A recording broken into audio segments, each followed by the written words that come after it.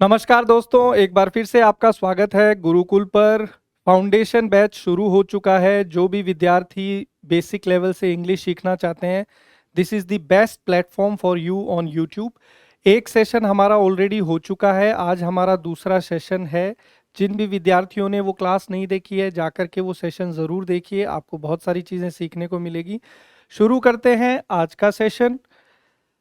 आज के सेशन में हम लोग सबसे पहले बात कर रहे हैं सेंटेंसेस के ऊपर।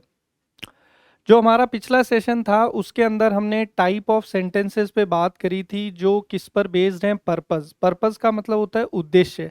तो उद्देश्य के आधार पर वाक्य के जो प्रकार थे वो हमने डिस्कस करे थे। इस सेशन में हम लोग सेंटेंसेस डिस्कस करने वाले हैं जो किस पर बेस्ड है, स्ट्रक्चर पे बेस्ड है। तो स्ट्रक्चर पे बेस्ड जो सबसे पहला टाइप है वो है सिंपल सेंटेंस।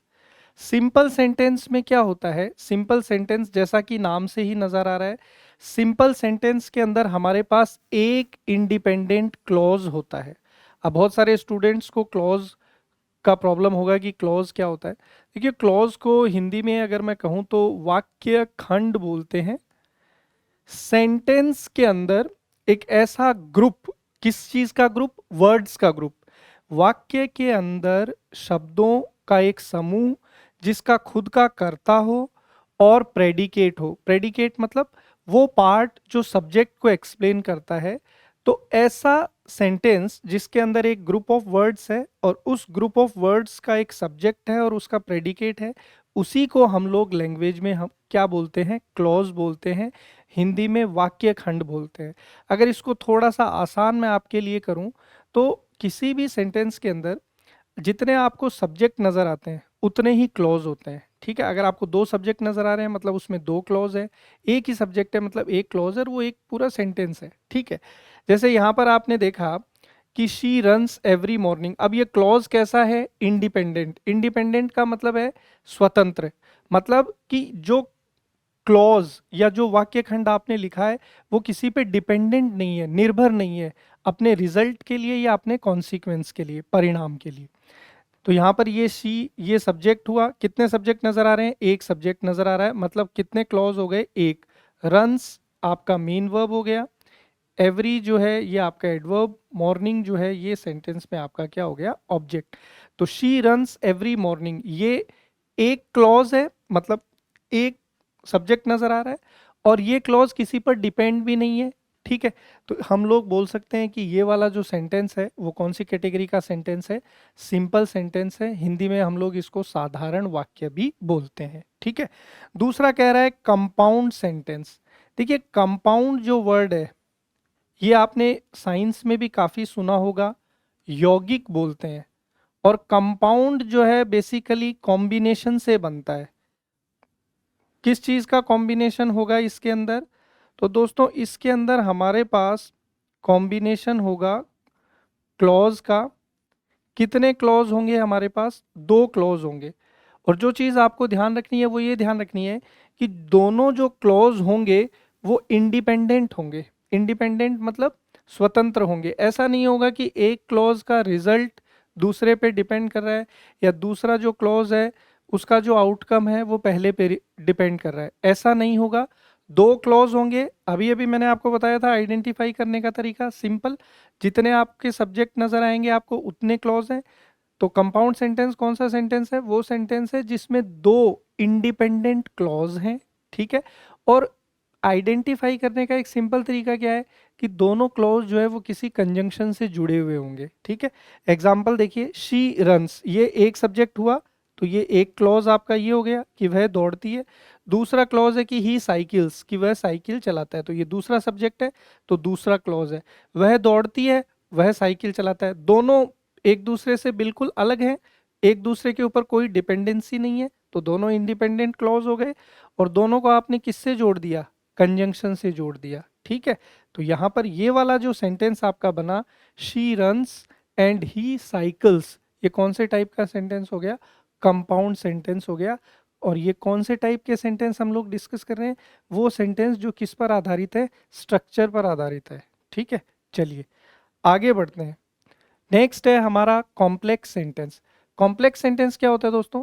इसके अंदर एक इंडिपेंडेंट क्लॉज होता है और एक या एक से ज़्यादा डिपेंडेंट क्लॉज होते हैं। ठीक है, तो ये आपके लिए थोड़ा सा इंपॉर्टेंट है, एग्जाम्स में सबसे ज़्यादा यही पूछा जाता है। कॉम्प्लेक्स सेंटेंस क्या होता है? कॉम्प्लेक्स सेंटेंस, कॉम्प्लेक्स सेंटेंस वो सेंटेंस है जिसके अंदर एक इंडिपेंडेंट क्लॉज है, मतलब ऐसा क्लॉज जो दूसरे किसी क्लॉज पर डिपेंडेंट नहीं है, निर्भर नहीं है, और एक या एक से ज़्यादा, एक डिपेंडेंट क्लॉज भी हो सकता है और मल्टीपल डिपेंडेंट क्लॉज भी हो सकते हैं। तो ऐसा जो सेंटेंस बनता है इसको हम लोग कॉम्प्लेक्स सेंटेंस बोलते हैं, हिंदी में बोलते हैं जटिल वाक्य। एग्जाम्पल से समझते हैं, कह रहा है she runs because she enjoys it. तो यहाँ पर पहला सब्जेक्ट आपको नजर आया, मतलब ये एक क्लॉज हो गया आपका शी रन्स, और दूसरा कह रहा है शी इंजॉयज इट, और वो दौड़ती है क्यों? क्योंकि वो उसको इंजॉय करती है। तो दौड़ने का कारण क्या है? दौड़ को एंजॉय करना। तो ये वाला जो क्लॉज है ना, जिसके अंदर आपको ये दूसरा सब्जेक्ट सी नजर आया, ये किस पर डिपेंड कर रहा है? फर्स्ट क्लॉज पर डिपेंड कर रहा है। ठीक है, वह दौड़ती है, क्यों दौड़ती है? क्योंकि वो उसको इंजॉय करती है दौड़ने को। तो ये वाला जो क्लॉज है ये आपका तभी वैल्यू रखेगा सेंटेंस के अंदर जब मेन क्लॉज यानी ये शी रन्स जो है ये लिखा हुआ होगा। ठीक है, तो शी रन्स जो है वो तो इंडिपेंडेंट है, उसको दूसरे क्लॉज से कोई लेना देना नहीं है, लेकिन वो इंजॉय करती है दौड़ने को। तो यहाँ पर ये जो है शी इंजॉयज इट, ये डिपेंडेंट है किस पर निर्भर कर रहा है? शी रन्स पर।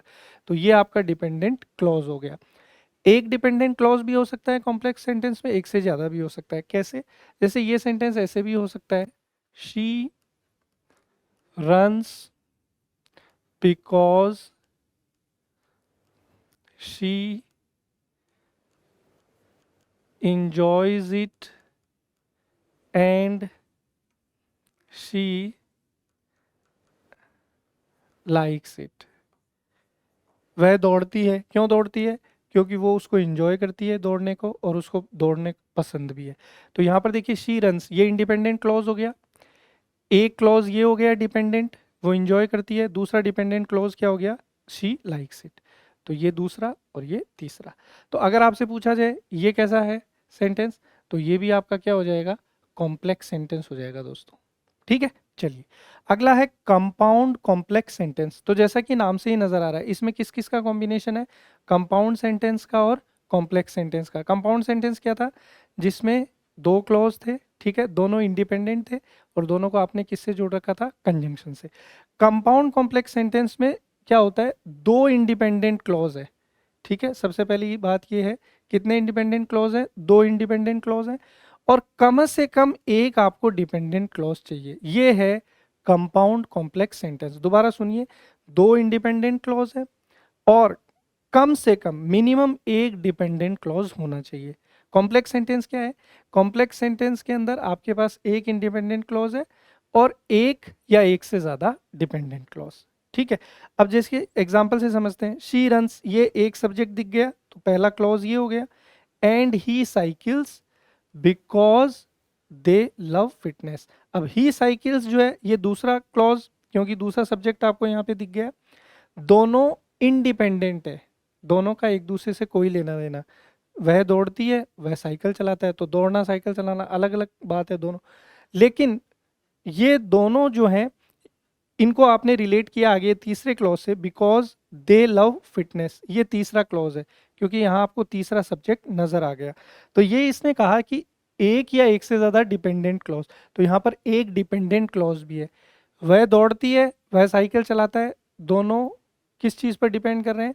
क्योंकि वे फिटनेस उनको पसंद है। तो फिटनेस पसंद है तो एक फिटनेस मेंटेन करने के लिए दौड़ लगाती है और दूसरा बंदा जो है फिटनेस मेंटेन करने के लिए साइकिलिंग करता है। ठीक है, अब हम लोग बात करेंगे किसके ऊपर? फ्रेज के ऊपर बात करेंगे। ठीक है, फ्रेज को हम लोग हिंदी में क्या बोलते हैं? वाक्यांश बोलते हैं। फ्रेज क्या होता है दोस्तों? फ्रेज जो है बेसिकली दोस्तों शब्दों का समूह होता है। शब्दों का क्या होता है? समूह होता है, जो आपको सेंस यानी अर्थ तो देता है परंतु पूर्ण अर्थ नहीं देता। कैसा अर्थ नहीं देता? पूर्ण अर्थ नहीं देता। तो उसी को हम लोग अंग्रेजी में क्या बोलते हैं? फ्रेज बोलते हैं। दोबारा सुनिए, शब्दों का वो समूह जो आपको कुछ अर्थ तो देता है, सम मीनिंग, लेकिन पूर्ण अर्थ नहीं देता, कंप्लीट मीनिंग नहीं देता, उसको हम लोग फ्रेज बोलते हैं, हिंदी में वाक्यांश बोलते हैं। एग्जाम्पल से समझते हैं। The sun sets in the west. अब इन द वेस्ट जो है ये ग्रुप ऑफ वर्ड्स है, इसका एक मीनिंग है। इन द वेस्ट का मीनिंग क्या हो गया? इन द वेस्ट का मीनिंग हो गया पश्चिम में। इन द वेस्ट का क्या मीनिंग हो गया? पश्चिम में। ठीक है। अब यहां पर इन द वेस्ट जो है ये आपको मीनिंग तो दे रहा है पश्चिम में, लेकिन पश्चिम में क्या, वो चीज क्या है? क्वेश्चन मार्क है। इसलिए कहा है कि कंप्लीट मीनिंग नहीं है। ठीक है, मीनिंग तो है लेकिन कंप्लीट नहीं है। और इन द वेस्ट, इसमें आपको 3 शब्द दिख रहे हैं तो इसको ग्रुप ऑफ वर्ड्स बोल दिया। दूसरा है Rahul set on the chair, कुर्सी पर। तो कुर्सी पर अर्थ है लेकिन पूर्ण नहीं है। कह रहा है ही रिटर्न इन एन आवर, 1 घंटे में। अब 1 घंटे में कुछ अर्थ तो दे रहा है लेकिन कंप्लीट अर्थ नहीं दे रहा। इसलिए इन सेंटेंसेस के अंदर फर्स्ट सेंटेंस में in the west, second sentence में ऑन द चेयर, और थर्ड सेंटेंस में इन एन आर, ये आपके क्या हो गए? फ्रेज हो गए। अब हम लोग टाइप्स ऑफ फ्रेज देखते हैं। पहला टाइप जो है वो है नाउन फ्रेज। नाउन फ्रेज क्या होता है? तो noun phrase group of words है दोस्तों, वाक्य के अंदर जो एक साथ नाउन की तरह काम करते हैं। ठीक है, क्या मतलब हुआ? दोबारा सुनिए। शब्दों का समूह जो एक साथ संज्ञा की तरह काम करता है। जी हाँ, अब तक आपने नाउन पढ़ा होगा, नाउन सुना होगा। नाउन का अर्थ होता है कि भी कोई भी ऐसा व्यक्ति, वस्तु या स्थान जिसका कोई नाम है वो नाउन है। ठीक है, तो यूजुअली आप एक चीज की बात करते हैं, एक व्यक्ति हो सकता है, एक वस्तु हो सकता है, या एक स्थान हो सकता है। लेकिन यहाँ पर क्या रहा है?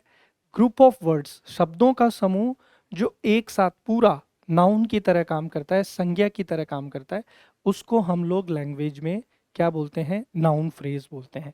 एग्जाम्पल से समझते हैं। कह रहा है we took the night train. देखिए, जनरली कोई भी सेंटेंस बनता है ना, उसका एक बेसिक स्ट्रक्चर होता है SVO, सब्जेक्ट, वर्ब और ऑब्जेक्ट। तो जैसे मैंने कहा we took the night train, तो इस सेंटेंस में वी सब्जेक्ट है, टुक जो है ये वर्ब है, और दी नाइट ट्रेन जो है ये आपका क्या है? ऑब्जेक्ट है। अब यहाँ पर देखिए, ऑब्जेक्ट बनने की पावर लैंग्वेज में मेनली किसके पास है? नाउन और प्रोनाउन के पास है। संज्ञा और सर्वनाम जो है ये आपके ऑब्जेक्ट की तरह काम करते हैं। तो यहाँ पर दी नाइट ट्रेन, ये आपका प्रोनाउन तो हो नहीं सकता, तो ये पूरा वर्ब के ऑब्जेक्ट की तरह काम कर रहा है, और वर्ब के ऑब्जेक्ट की तरह काम कर रहा है मतलब नाउन। तो यहाँ पर आपको एक शब्द नहीं दिख रहा है, यहाँ पे आपको 3 वर्ड दिख रहे हैं। कौन सा? The night train. तो द नाइट ट्रेन पूरा जो है ये आपका यहाँ पर नाउन की तरह काम कर रहा है। तो इसलिए इसको, किसको?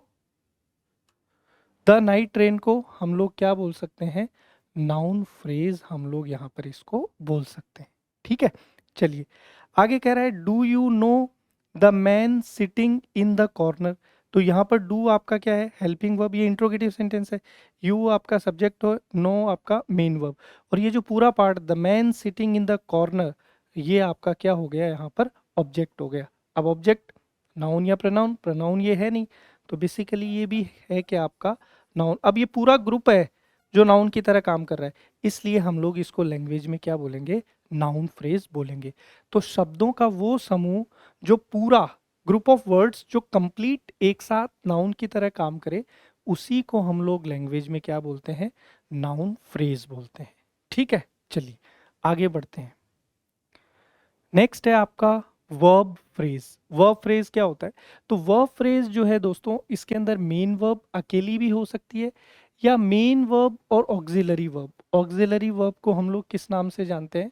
हेल्पिंग वर्ब के नाम से जानते हैं। और मेन वर्ब जो है हमेशा वर्ब फ्रेज के अंदर लास्ट में आती है। मतलब वर्ब फ्रेज क्या है? तो वर्ब फ्रेज देखा जाए तो भाई हेल्पिंग वर्ब और मेन वर्ब, ठीक है, उनका जो कॉम्बिनेशन है सेंटेंस में, उसको हम लोग वर्ब फ्रेज की तरह बोलते हैं। जैसे वी ऑल लाफ्ड, तो यहाँ पर ये सब्जेक्ट हो गया। अब यहाँ पर ये ऑल जो है प्रोनाउन की तरह काम कर रहा है, और ये जो लाफ्ड है आपका, ये आपका क्या हो गया? मेन वर्ब हो गया। और इसको हम लोग लाफ्ड को क्या बोल सकते हैं, वर्ब फ्रेज बोल सकते हैं। ठीक है, अब वर्ब फ्रेज के अंदर खाली मेन वर्ब भी आ सकता है और हेल्पिंग वर्ब और मेन वर्ब का कॉम्बिनेशन भी आ सकता है। जैसे ये सेंटेंस है, वी ऑल लाफ्ड, इस सेंटेंस में केवल मेन वर्ब है आपका, तो लाफ्ड, तो इसको हम लोग वर्ब फ्रेज बोलेंगे। दूसरा, computers can be very annoying, तो कंप्यूटर सब्जेक्ट हो गया, can helping verb, can basically model है, मॉडल जो है लैंग्वेज में हेल्पिंग वर्ब की तरह काम करते हैं, और हेल्पिंग वर्ब को ही दूसरा नाम क्या दे देते हैं, ऑक्सिलियरी वर्ब भी दे देते हैं। ठीक है, अब बी जो है, ये बी यहाँ पर आपका किसकी तरह काम कर रहा है, मेन वर्ब की तरह, वेरी आपका एडवर्ब हो गया, और अनोइंग जो है ये आपका एडजेक्टिव है। बेसिकली ये प्रेजेंट पार्टिसिपल है, तो वर्ब की आईएनजी फॉर्म जब एडजेक्टिव की तरह काम करती है तो उसको हम लोग लैंग्वेज में प्रेजेंट पार्टिसिपल बोलते हैं। तो यहाँ पर अगर हमसे पूछा जाए कि वर्ब फ्रेज क्या है, तो ये जो कैन और बी, हेल्पिंग वर्ब और मेन वर्ब का जो कॉम्बिनेशन आपको नजर आ रहा है, इसको हम लोग क्या बोलेंगे, वर्ब फ्रेज बोलेंगे। ठीक है, तो दोबारा मैं बोल देता हूँ आपके लिए, वर्ब फ्रेज क्या हो गया, हेल्पिंग वर्ब और मेन वर्ब का कॉम्बिनेशन, खाली हेल्पिंग वर्ब। तो आपके लिए दोबारा रिपीट कर देता हूँ मैं कि वर्ब फ्रेज क्या होता है। तो वर्ब फ्रेज यानी किसी भी सेंटेंस में अकेली मेन वर्ब आ जाए या हेल्पिंग वर्ब या मेन वर्ब का कॉम्बिनेशन आ जाए तो उसको हम लोग वर्ब फ्रेज बोलते हैं। अगर खाली मेन वर्ब आएगी तो वो हमेशा सेंटेंस के लास्ट में आपको मिलेगी, ये ज़रूर ध्यान रखना है। चलिए आगे बढ़ते हैं। अगला, एडजेक्टिव फ्रेज, एडजेक्टिव यानी विशेषण। अब एडजेक्टिव फ्रेज क्या होता है दोस्तों, तो दोस्तों एडजेक्टिव फ्रेज जो है बेसिकली इसके अंदर एक ग्रुप ऑफ वर्ड्स होता है जो कि किसकी तरह काम करता है, एडजेक्टिव की तरह। मतलब खाली एडजेक्टिव नहीं होगा, विशेषण नहीं होगा, एक शब्दों का समूह होगा और वो पूरा ग्रुप ऑफ वर्ड जो है वो किसकी तरह काम करेगा, एडजेक्टिव की तरह काम करेगा। अब एडजेक्टिव का करता क्या है ग्रामर में, तो एडजेक्टिव का काम है कि वो नाउन और प्रोनाउन, संज्ञा और सर्वनाम की विशेषता बताता है। तो यहाँ पर ये पूरा शब्दों का समूह जो एडजेक्टिव बनेगा वो किसी नाउन या प्रोनाउन की विशेषता बताता हुआ सेंटेंस में नजर आएगा। तो हम लोग उस ग्रुप ऑफ वर्ड्स को जो एडजेक्टिव की तरह बिहेव कर रहा है क्या नाम दे देंगे, एडजेक्टिव फ्रेज नाम दे देंगे। जैसे एग्जाम्पल से समझते हैं, she was aware of the danger of travelling alone. अब यहाँ देखिए इस सेंटेंस में शी मेरा सब्जेक्ट है, वॉज जो है ये मेरा यहाँ पर क्या है, वर्ब है। अब इसके आगे जो अवेयर वर्ड आपको नजर आ रहा है ये बेसिकली क्या है, एडजेक्टिव। अब एडजेक्टिव फ्रेज मतलब ग्रुप ऑफ वर्ड्स, आगे देखिए यहाँ लिखा हुआ है हेडेड बाय एन एडजेक्टिव, शब्दों का वो समूह जिसका हेड, मुखिया कौन होगा, एडजेक्टिव। मतलब वो ग्रुप ऑफ वर्ड्स एडजेक्टिव से शुरू होगा। तो यहाँ अवेयर एडजेक्टिव है, इससे शुरू हो रहा है, और ये पूरा aware of the danger of travelling alone, ये पूरा आपका एडजेक्टिव फ्रेज माना जाएगा क्योंकि ये एडजेक्टिव से शुरू हुआ और पूरा जो ये है वर्ड्स है ये एडजेक्टिव की तरह काम कर रहा है। और कौन है खतरे, अकेले ट्रेवल करने के खतरे से कौन अवेयर है, शी अवेयर है, और शी का पार्ट्स ऑफ स्पीच क्या है, प्रोनाउन। तो एडजेक्टिव का काम यही है कि वो नाउन या प्रोनाउन की विशेषता बताता हुआ नजर आता है। तो इस सेंटेंस में aware of the danger of travelling alone ये आपका एडजेक्टिव फ्रेज है। आगे देखिए, she is smarter than her brother. तो यहाँ पर देखिए स्मार्टर जो है ये एडजेक्टिव स्मार्ट का कंपैरेटिव डिग्री है, तो ये भी एक एडजेक्टिव हो गया। और स्मार्टर देन हर ब्रदर ये पूरा किसके लिए आया है, शी के लिए, शी का पार्ट्स ऑफ स्पीच क्या है, प्रोनाउन। तो यहाँ पर एडजेक्टिव से शुरू हुआ और पूरा जो ये ग्रुप ऑफ वर्ड्स है स्मार्टर देन हर ब्रदर, पूरा किसको क्वालिफाई कर रहा है, शी को, शी का पार्ट्स ऑफ स्पीच क्या है, प्रोनाउन। तो यहाँ पर स्मार्टर देन हर ब्रदर ये क्या हो गया, एडजेक्टिव फ्रेज हो गया।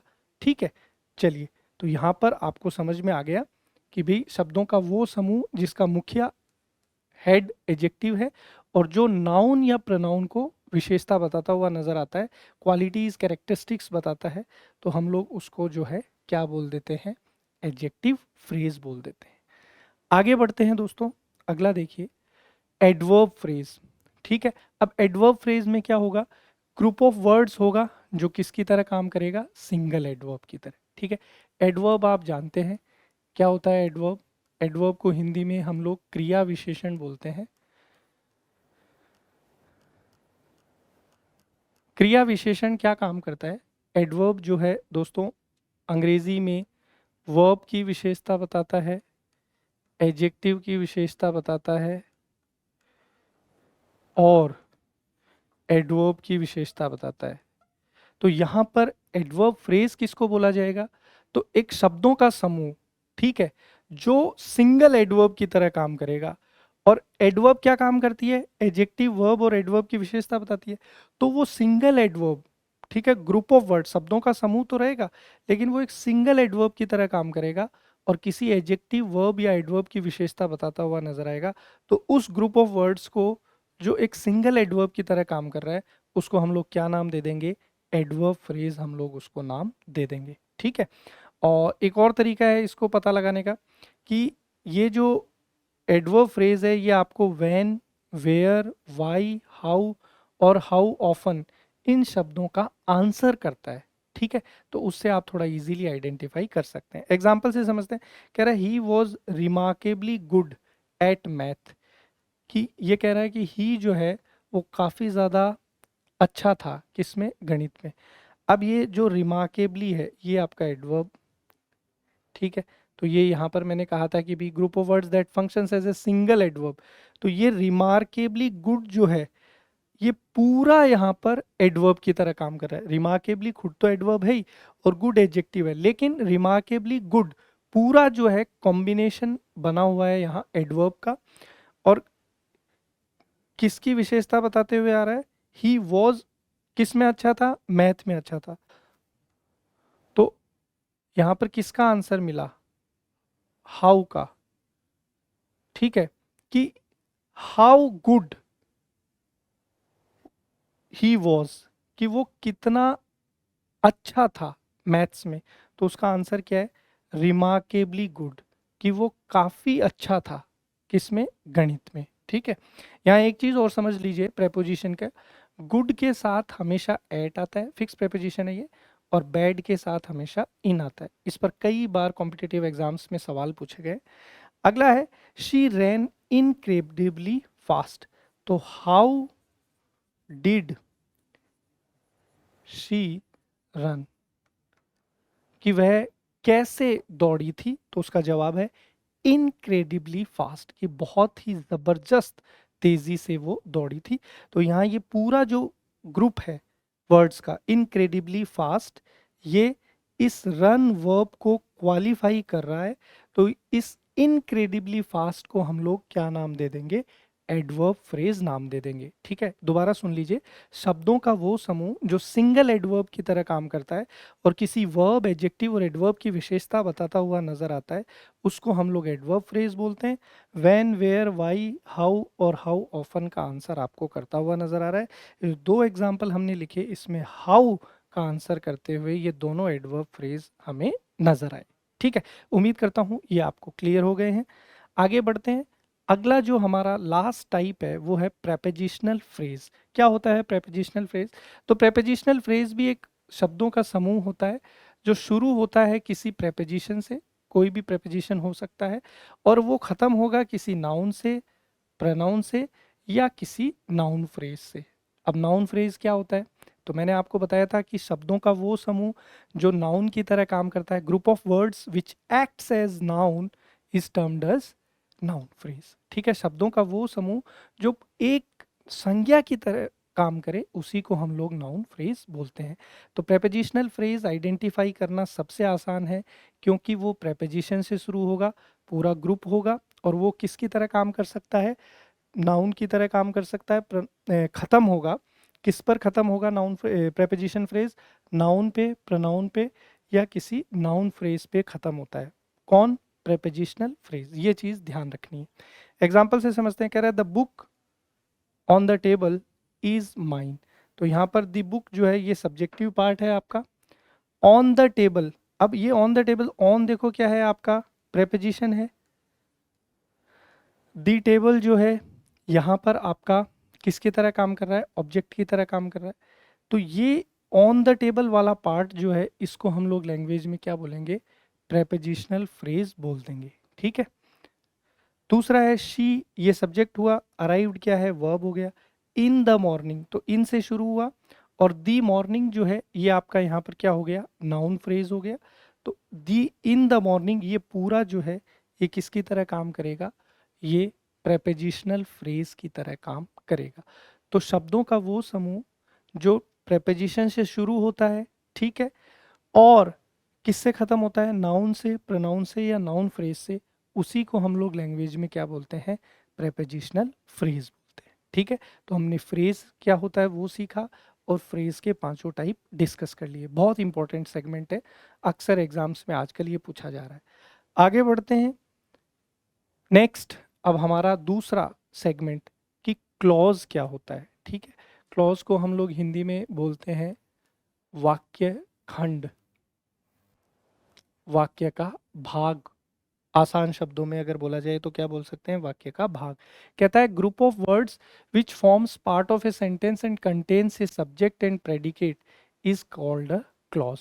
क्या होता है, शब्दों का समूह होता है, ठीक है, लेकिन वो जो शब्दों का समूह है उसका खुद का सब्जेक्ट होता है और उसका प्रेडिकेट होता है। प्रेडिकेट क्या होता है, वो पार्ट जो आपको सब्जेक्ट के बारे में इंफॉर्म करे, सब्जेक्ट की जानकारी दे, उसको हम लोग लैंग्वेज में प्रेडिकेट बोलते हैं। ठीक है, दोबारा सुनिए, शब्दों का वो समूह जो कुछ अर्थ तो दे लेकिन संपूर्ण अर्थ नहीं दे, वो तो होता है phrase. Group of words which gives some meaning but not complete meaning is known as phrase. But group of words which has its own subject and predicate, शब्दों का वो समूह जो खुद अपना कर्ता हो जिसका, और एक प्रेडिकेट हो जो कर्ता की जानकारी दे, और किसी सेंटेंस के अंदर वो मिले आपको, तो उस पार्ट को, सेंटेंस के उस भाग को, उस वाक्य खंड को हम लोग क्लॉज बोलते हैं। ठीक है, एग्जाम्पल से समझते हैं। कह रहा है Raju thinks that I have made a mistake. तो इस सेंटेंस में राजू ये पहला सब्जेक्ट, थिंक्स ये आपका वर्ब हो गया। अब ये दैट जो है ये आपका कनेक्टर जोड़ रहा है, और I have made a mistake, तो यहाँ पर ये आई जो है ये आपका सब्जेक्ट हो गया, और आई ने जो है गलती की है, तो हैव किसने गलती की है, आई ने, तो हैव मेड अ मिस्टेक जो है ये आई सब्जेक्ट के बारे में आपको इंफॉर्मेशन दे रहा है। तो हैव मेड अ मिस्टेक इस सेंटेंस के अंदर हमारा क्या हो गया, प्रेडिकेट हो गया। ठीक है, और ये पूरा I have made a mistake ये आपका क्या कहलाएगा, क्लॉज कहलाएगा। ठीक है, दूसरा है आई हैव ए चेन, तो ये सब्जेक्ट हुआ, ये वर्ब हुआ, ये ऑब्जेक्ट हुआ। अब ये विच जो है ये आपका यहाँ सब्जेक्ट की तरह काम कर रहा है, और इज मेड ऑफ गोल्ड ये जो पूरा पार्ट है, इज मेड ऑफ गोल्ड, ये किसके बारे में इंफॉर्म कर रहा है आपको, विच के बारे में इंफॉर्म कर रहा है। तो ये इज मेड ऑफ गोल्ड आपका यहाँ पर क्या हो गया, प्रेडिकेट हो गया। ठीक है, चलिए आगे देखते हैं। कह रहा है दिस इज द गर्ल, तो ये आपका पहला सब्जेक्ट, ये वर्ब और ये ऑब्जेक्ट। अब हु जो है ये यहाँ सब्जेक्ट है। गॉट सस्पेंडेड लास्ट वीक, तो गॉट सस्पेंडेड लास्ट वीक आपको हु के बारे में इंफॉर्म कर रहा है, तो गॉट सस्पेंडेड लास्ट वीक ये पूरा आपका क्या है, यहाँ पर प्रेडिकेट है। तो शब्दों का वो समूह जिसका खुद का सब्जेक्ट हो और उसके साथ प्रेडिकेट हो, और वो आपको एक सेंटेंस में मिले, तो हम लोग उसको क्या बोलते हैं, लैंग्वेज में क्लॉज बोलते हैं। ठीक है, चलिए आगे बढ़ते हैं। अगला देखिए, नेक्स्ट है सब्जेक्ट एंड प्रेडिकेट, कर्ता और विधेय। सब्जेक्ट को हिंदी में क्या बोलते हैं, कर्ता बोलते हैं, और प्रेडिकेट को क्या बोलते हैं, विधेय बोलते हैं। ठीक है, कोई भी जो सेंटेंस होता है लैंग्वेज में, उसके अंदर मुख्यतः दो भाग होते हैं। कितने भाग होते हैं, दो भाग होते हैं। एक होता है कर्ता और एक होता है विधेय। सब्जेक्ट क्या होता है, तो सब्जेक्ट वो पार्ट है जिसके अंदर हम लोग किसी व्यक्ति या वस्तु की बात कर रहे होते हैं।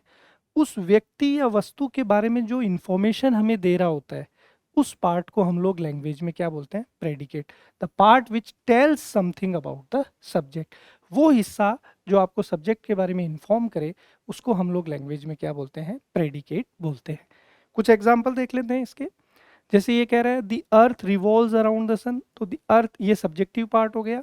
रिवॉल्व्स अराउंड द सन किसकी इंफॉर्मेशन दे रहा है, अर्थ की, तो ये आपका इसमें क्या हो गया, प्रेडिकेट हो गया। Second sentence, the early bird catches the worm, तो द अर्ली बर्ड आपका क्या है, सब्जेक्ट है। कैचेज द वॉर्म ये किसको किसकी इंफॉर्मेशन दे रहा है, अर्ली बर्ड की, तो ये आपका क्या हो गया, प्रेडिकेट हो गया। न्यू दिल्ली ये सब्जेक्ट है। कह रहा है is the capital of India, कि ये भारत की क्या है, राजधानी। तो is the capital of India, ये किसकी इंफॉर्मेशन दे रहा है आपको, न्यू दिल्ली सब्जेक्ट की। तो ये आपका इस सेंटेंस में क्या हो गया, प्रेडिकेट हो गया।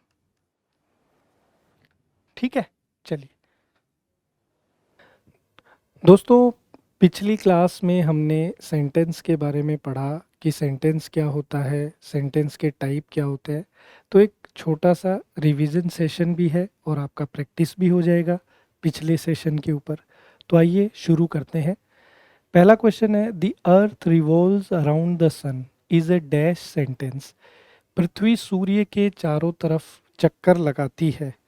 तो इसमें हमें बताना है कि ये कौन से प्रकार का सेंटेंस है।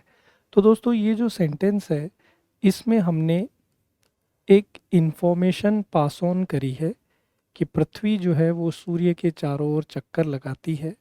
तो ऐसे जो सेंटेंस होते हैं जिनमें हम लोग केवल इंफॉर्मेशन पास ऑन करते हैं, उसको हम लोग लैंग्वेज में बोलते हैं डिक्लेरेटिव सेंटेंस। कौन सा सेंटेंस बोलते हैं, डिक्लेरेटिव सेंटेंस बोलते हैं। आगे बढ़ते हैं, अगला क्वेश्चन अपनी स्क्रीन पर। ये कह रहा है कि निम्नलिखित में से कौन सा सेंटेंस इंट्रोगेटिव सेंटेंस है। इंट्रोगेटिव सेंटेंस का सीधा सीधा मैंने आपको बताया था, इंट्रोगेटिव सेंटेंस वो होता है जिस सेंटेंस के अंदर हम लोग क्वेश्चन यानी प्रश्न पूछते हैं और लास्ट में प्रश्नवाचक चिन्ह, ये सबसे बड़ी इसकी आइडेंटिफिकेशन है। तो आपका जो ऑप्शन सी है ये यहाँ पर बिल्कुल करेक्ट आंसर हो जाएगा, क्योंकि इसके अंदर हमने सवाल पूछा है, are you coming to the party, और लास्ट में आपको इंट्रोगेटिव सिंबल भी नज़र आ रहा है। आगे बढ़ते हैं, अगला क्वेश्चन नंबर 3 आपकी स्क्रीन पर। कह रहा है don't waste time is an imperative sentence because it. समय बर्बाद मत करो, ये इम्पेरेटिव सेंटेंस है, लेकिन क्यों। तो मैंने आपको सिखाया था कि इम्पेरेटिव सेंटेंस वो होते हैं जिनके अंदर हम लोग किसी से कोई रिक्वेस्ट करते हैं या किसी को कोई आदेश देते हैं या कोई ऑर्डर हो। तो मेनली रिक्वेस्ट, कमांड और ऑर्डर वाले सेंटेंस को इम्पेरेटिव सेंटेंस बोलते हैं। तो क्या स्ट्रॉन्ग इमोशन को एक्सप्रेस करता है इम्पेरेटिव सेंटेंस? बिल्कुल गलत जवाब है। कमांड देता है, ये हो सकता है। सवाल पूछता है, नहीं। एक तथ्य को बताता है, नहीं। ऑप्शन बी बिल्कुल ठीक होगा कि कोई आदेश या प्रार्थना करने हेतु जो वाक्य बनता है उसको इम्पेरेटिव सेंटेंस बोलते हैं। आगे बढ़ते हैं, क्वेश्चन नंबर 4 हमारी स्क्रीन पर। कह रहा है व्हाट अ फैंटेस्टिक परफॉर्मेंस, क्या शानदार प्रस्तुति है। इज एन एक्सक्लेमेटरी सेंटेंस, ये एक विस्मयादिबोधक वाक्य है, परंतु क्यों। क्या ये कमांड देता है? नहीं, कमांड वाला सेंटेंस तो इम्पेरेटिव सेंटेंस होता है, अभी हमने सीखा। सवाल पूछने वाला इंट्रोगेटिव होता है। सडन फीलिंग और इमोशन, बिल्कुल जब भी अचानक से कोई इमोशन आपका बाहर आता है तो उसको हम लोग इंटरजेक्शन बोलते हैं और वो एक्सक्लेमेटरी सेंटेंस की कैटेगरी में काउंट होता है। तो ऑप्शन सी हमारा बिल्कुल करेक्ट आंसर है। ए सिंपल फैक्ट, ये हमारा डिक्लेरेटिव या एफर्मेटिव सेंटेंस कहलाता है। आगे बढ़ते हैं और अंतिम प्रश्न इस सेशन का। कह रहा है विच sentence is an affirmative sentence, कौन सा वाक्य इसमें से सकारात्मक या एफर्मेटिव सेंटेंस है। He is not interested in cricket, वो क्रिकेट में इंटरेस्टेड नहीं है। आई लाइक आइसक्रीम, मुझे आइसक्रीम पसंद है। दरवाज़ा बंद कर दो, वाई ही इज़ लेट, वो देर से क्यों आया है। देखिए यहाँ पर प्रश्नवाचक चिन्ह नज़र आ रहा है, मतलब ये इंट्रोगेटिव सेंटेंस है। दरवाज़ा बंद कर दो, ये ऑर्डर हो गया, तो ये इम्पेरेटिव सेंटेंस है। मुझे आइसक्रीम पसंद है और वो कह रहा है कि क्रिकेट में इंटरेस्टेड नहीं है, तो यहाँ आपको नॉट नज़र आ रहा है, तो ये नेगेटिव सेंटेंस हो गया। तो इस कारण बी ऑप्शन हमारा आंसर जो है बिल्कुल सही है, इसमें कोई प्रॉब्लम नहीं है। तो दोस्तों इसी के साथ ये सेशन हमारा यहाँ पर समाप्त हो रहा है। इस सेशन में हमने काफ़ी ऐसी चीज़ें डिस्कस करी जो बहुत सारे स्टूडेंट्स को प्रॉब्लम क्रिएट करती है। उम्मीद करता हूँ ये सेशन आपको पसंद आया है। अगर ये सेशन आपको अच्छा लगा है तो इसको ज़रूर लाइक करें, दोस्तों के साथ शेयर कर दें और काइंडली चैनल को सब्सक्राइब कर लें ताकि लगातार जो क्लासेस आ रही हैं उनका नोटिफिकेशन आप तक पहुंचते रहिए। खूब मेहनत करिए, खूब पढ़ाई करिए। मिलते हैं अगले के सेशन में। आप सबका बहुत बहुत धन्यवाद।